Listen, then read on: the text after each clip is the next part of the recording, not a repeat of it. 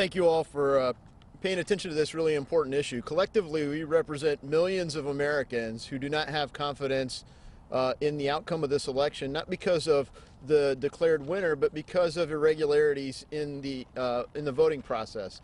There are concerns and sworn statements of fraudulent activity, criminal activity in this election, and they deserve to be investigated. The Department of Justice exists to do that, to assure the American public that the country represents justice, that justice will be done.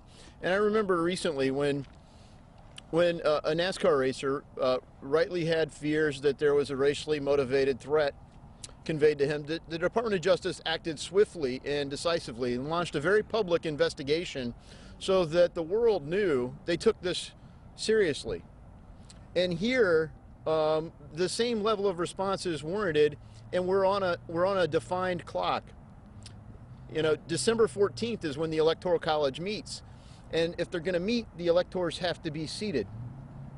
The investigation is incredibly consequential because it could change the outcome of the election, but for the American people, they deserve to know whether the fraud that happened will change the outcome or won't. But one thing's for sure, if it's never thoroughly investigated, it's not going to change anything, and most importantly, it's not going to give the American public the confidence that they need to engage and participate in our election. The reality is this election represents something tremendous. It would be the highest voter participation of any election in recent memory, which is great news for the health of our society if it's actually factually accurate. It's a great thing when the public engages in that. But what's going on right now is the Department of Justice and others are effectively engaging in willful voter suppression by discouraging people from participating. Nearly half of the country feels that their vote may be diluted or stolen because of fraud in an election.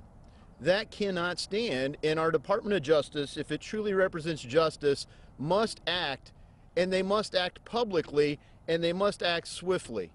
It's time, Mr. Attorney General. Please do your duty.